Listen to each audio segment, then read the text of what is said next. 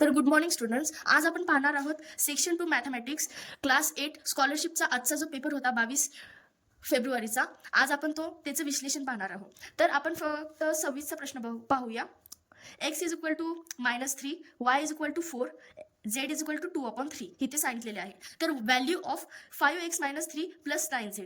तर आपल्याला ह्याच्यात फक्त x y z ह्याची व्हॅल्यू पुट करून हे आन्सर काढायचे आहे. तर ह्याचे आन्सर येते 4 -21. तर पुढचा प्रश्न पाहूया. पुढच्या प्रश्नामध्ये सांगितलेलं आहे pair of oxen was purchased for ₹2,72,000. In this transaction the agent charge 2% commission. To bring the oxen home ₹9250 rent for the vehicle was paid. Find the total क्रॉस price of the pair of oxen.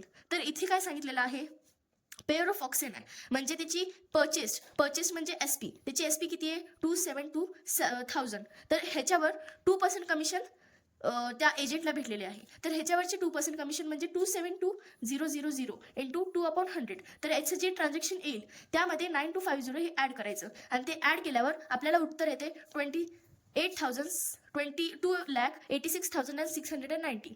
तर आपलं उत्तर आलेलं आहे 2,86,690. तर पुढचा प्रश्न पाहूया. पुढच्या प्रश्नामध्ये तर हे फॉर्म्युला वापरलेले आहेत. ह्याच्यात फॉर्म्युला म्हणजे जे ह्याचे रूल्स आहेत, कॉन्ग्रुएंटचे रूल्स ते वापरलेले आहेत. तर पुढचा प्रश्न पाहूया. From the following statement select the suitable statements for kite and choose the correct option. One pair of opposite angle is congruent. One pair of opposite angle is congruent. Diagonals are perpendicular to each other. Diagonals are perpendicular to each other. Diagonals bisect each other at right angle. Then in rhombus, the one pair of opposite angle is congruent. We know that because all sides of the rhombus are equal.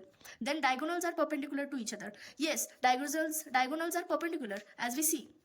These are perpendicular to each other and they bisect also each other. So but here the main difference is they did not bisect each other at right angle. They did not bisect each other at right angle. So the statement C is wrong. A and B is correct. So the answer is fourth one. Next question. Sweet limes were purchased at the rate of 1500 per 100 and were sold at the rate of 216 per dozen.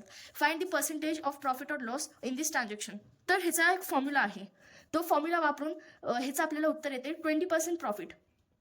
तर आपण पुढचा प्रश्न पाहूया. In a box there are equal number of coins of the denomination ₹10, ₹20 and ₹5. The total amount in the box is ₹805. Then find the total amount if the coins of ₹10 and ₹20.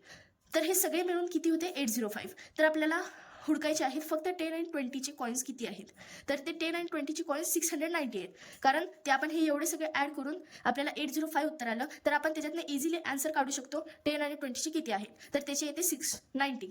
तर पुढचा आता पुढच्यामध्ये काय दिलेलं आहे 31 प्रश्नामध्ये 2m + 1 into 2m - 1 into 4m² + 1.